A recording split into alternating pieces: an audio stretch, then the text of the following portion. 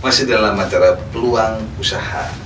Nah, Mas Fauzi, Ya, Mas Dede. apa nih kira-kira peluang usaha yang lagi ngetren, yang lagi booming lah saat ini? Kalau dari berita yang sering saya baca dan saya lihat, maksudnya ini yang berbasis bahari atau kelautan. Karena kan kalau kita lihat berita ada Ibu Susi, Menteri Kelautan dan Anak. Saya tertarik dan saya juga hobiis.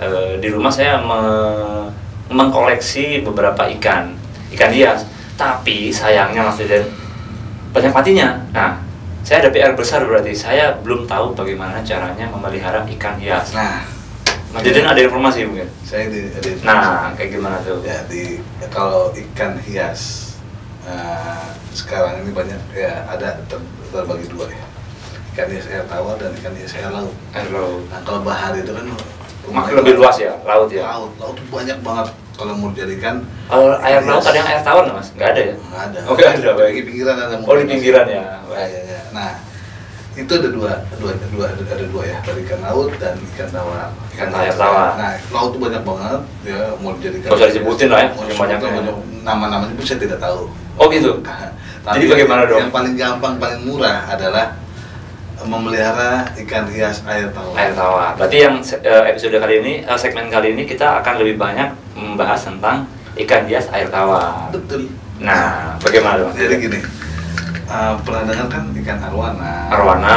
Lohan, Sering. Ya kan, ikan seperti itu ya. Itu dulu ngetren kan ya. Wah, lohan loh yang ada tulisannya lah, kepalanya jendul lah, kayak Corak-coraknya gitu Mas. Memang bagus tuh salah satunya. Ini juga sekarang lagi booming seperti itu. Jadi ikan mas koki ya, itu banyak. Ikan mas koki. Ada juga ikan cupang. Karena kalau sekarang ikan cupang banyak diadu-adu kan. Iya. Nah, ikan aduan tuh, ikan koi, arwana itu masih banyak ikan air tawar. Ikan mahal ya. Nah itu menurut saya peluang usahanya masih ada dan itu gampang sekali, dari anak kecil sampai orang dewasa bisa memelihara. Iya. Ya, jadi sebetulnya itu tinggal bagaimana kita pemilihan lokasi tempatnya di mana ya kan, bagaimana tentang pemasarannya, terus banyak kan sekarang tahapannya seperti apa sih menjalankan usaha ikan hias? Kayaknya sepertinya kan harus ada tahapan yang dilakukan nih. Tahap pertama harus dia melakukan apa gitu Mas?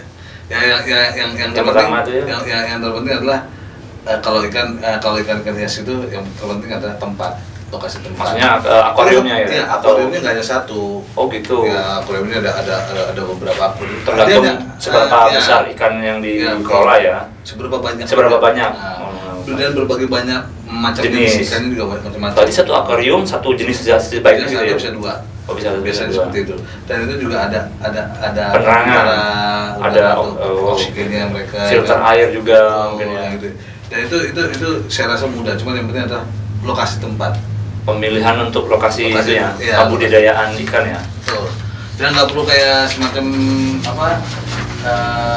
gudang besar itu gudang besar yang seperti. Berarti di rumahan bisa juga Mas? Ya itu ya. Bagasi garasi yang dia pakai. Di garasi dia bisa. Ada akuariumnya. Ada akuarium. Bagasi kecil Mas, mobil itu namanya. Mobil. Berarti mobil saya bisa dijadiin ini bagasinya, nggak bisa ya? Nggak bisa. Oh nggak boleh. Bisa kalau mau jualan di situ bisa. Tapi goyang-goyang ntar lompat ikannya. Ya itu satunya lokasi. Berarti garasi itu bisa ya. Betul. Jadi pemirsa di rumah jika memang memiliki garasi yang ketika mungkin mobilnya dipakai buat aktivitas, bisa mungkin dibagi dua gitu ya, mungkin ya, buat ya memulai usaha dari kecil dulu ya memang sebaiknya. Ya. Yang penting berjalan dulu lah. Ya. Jadi Mas Dede, itu. Tahapan berikutnya apa Mas Dede? Pemasaran ini. Pemasaran ini juga yang krusial ya. Kita mengelola bagus nggak laku ya sama juga. Ini kita pasang berapa sih, cuma pasang kayak spanduk kecil gitu nggak ada masalah. Yang penting orang tahu bahwa kita adalah penjual ikan hias. Betul. Dan itu yang unik, ikannya buat macam-macam, dia bagus, lebih unik. Orang akan dan jangan lupa aksesoris lainnya ya. Oh iya, semacam alat penangkap ikan gitu ya. Iya, alat penangkap yang kecil. Terus makanan palet ikannya gitu ya. Betul, sama mungkin filter airnya segala macam gitu ya. Oksigennya juga Mas ya. Bahkan termasuk akuarium juga di dekat rumah saya juga ada. Jual.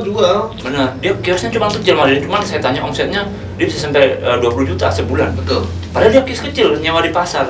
Tetangga saya juga gitu, awalnya kecil di rumah sendiri. Terus orang melebar tahu ya kan. Semakin ramai. Nggak usah jauh-jauh, orang RT tahu, RT akan dari mulut ke mulut semua juga akan pasti akan bisa berjalan kok. Yang penting adalah komitmen ya. Kualitas ikan Kualitas juga, ikan ikan yang beda-beda, yang bagus, yang segar gitu kan, dan juga dalam pengepakan juga kan, misalnya pengemasan kan juga mesti bagus. ketika penjualan berarti ya. Tuh. Itu aja sih yang penting jenis ikan. Berarti ada 3 tahapan tadi maksudnya. Tuh. Berarti kalau saya lihat memang bisnis ikan ini kan tidak ada matinya ya, artinya karena pada dasarnya kan manusia itu menyukai keindahan. Nah, ikan itu bisa menyediakan itu. Bahkan kalau saya pribadi, ketika saya pulang kantor capek, saya lihat akuarium di sisi ikan tuh jadi tenang. Oh iya. Jadi tenang kalau kita lihat ikan. Kayak adem gitu kan, lihat mereka berenang ke sana kemari gitu kan. Tapi juga jangan lupa, selain itu pebisnis ikan, pebisnis ikannya sendiri juga banyak membaca, dan dalam arti banyak membaca dan banyak pengetahuan. Kita juga jangan hanya menjual aja, kalau perlu konsultasi juga. Jadi kita menerima kita jadi konsultan gitu ya. Iya, gratis aja. Gratis aja kita kasih, Mas begini, ini gimana caranya Mas, ini gimana caranya, kok ikan saya sering mati, gimana caranya, kayak gitu. Kita bisa, mungkin kurang ini, kurang garam lah, kurang apa kan. Kalau air biasa itu kita harus kasih garam dulu, diendapkan dulu garamnya biar segala macam itu. Jadi itu kita harus tahu. Berarti kita juga harus belajar terus maksudnya. Iya, baca buku. Walaupun kita mungkin tidak paham bisnis perlakuan, tapi ketika kita belajar otodidak, maka ilmu itu akan kita bisa sampaikan kepada calon pembeli. Seperti itu. Baik. Nah, ada informasi apa lagi mengenai ikan hias, Mas Deden? Nah, itu selain. Kalau ada saya lanjut nih, Mas. Boleh sekalian. Boleh lanjut ya. Baik. Informasi kedua. Ini kita udah dikasih kabar nih, durasi harus dewasa. Jadi kita 3 menit lagi menurut. Baik, saya pilih-pilih yang pendek nih. Ini kan ada inspirasi dari warung makan. Nah, ini asik Mas Deden. Setiap hari butuh makan dong. Iya. Nah, apalagi Mas Deden yang udah agak gemukan daripada saya kan. Wah, itu sehat Mas. Oh sehat, berarti saya nggak sehat dong? Iya kurang. Nah, berarti, tapi saya masih ada hadir di sini tuh. Baik. Alhamdulillah. Nah, ini ada di daerah Kota Blora. Ya. Mungkin Mas Deden pernah atau belum pernah nyampe ke Blora, belum ya? Udah pernah lewatin. Oh, pernah lewat saja. Nah, ini tepatnya di desa Kedungungu, Kecamatan Todanan, pemirsa. Saya terus terang pribadi belum pernah ke kecamatan ini, tapi kalau Bloranya kita pernah lewat. Nah, kalau kita ke sana, mungkin perlu diagendakan untuk kita mampir ke namanya warung makan Burin. Nah, jadi kalau saya ceritakan sedikit mengenai Burin, beliau ini adalah pengusaha palawija awalnya, jadi jagung palawija bahasa Indonesianya. Nah, jadi dia menjadi supplier jagung ke pabrik-pabrik besar yang ada di Pulau Jawa, Mas Deden. Jadi dia udah cukup besar distribusinya dia, dan dia juga menjadi supplier jagung kering untuk sebuah peternakan ayam. Bayangkan dong, ketika sebuah peternakan disuplai oleh jagung kering itu kan pasti hitungannya bukan lagi kiloan, tapi puluhan kilo, bahkan mungkin ratusan kilo. Nah, seiring perkembangan waktu, Hajahrin ini, yaitu Ibu Hajahrin ini makin banyak saingan, biasa kan? Dimana ada gula pasti ada semut, dimana bisnis yang ramai pasti ada yang selalu buka-buka lagi. Nah, akhirnya semakin lama bisnis palawijanya rugi, beliau rugi. Nah, hingga jadi salah satu sebabnya adalah manajemennya yang kurang biasa. Usaha-usaha kecil kebanyakan manajemennya keluarga dan relatif tidak aware terhadap sistem aplikasi otomasi segala macam. Nah, akhirnya waktu itu beliau pada tahun 2011 mencoba sebuah usaha baru, yaitu warung makan. Dasar pemikirannya adalah karena setiap orang butuh makan, gitu kan. Nah, akhirnya Mas, langsung aja yang istimewa dari yang istimewa. Saya baca dulu berarti Mas. Sabar dong, sabar. Saya udah penasaran warung makan. Lapar jauh ngapain saya ke Blora kalau nggak ada yang ada yang. Jadi yang terkenal di sana adalah nasi asam-asam daging sapi, Mas. Jadi mungkin suatu saat kita bisa luangkan waktu kita ke sana, Mas Deden. Saya lagi membayangkan kita dengan teman-teman di produksi di TV sini untuk berjalan ke nasi asam-asam daging sapi Burin. Nah, saya lagi bayangkan daging sapi tapi asam.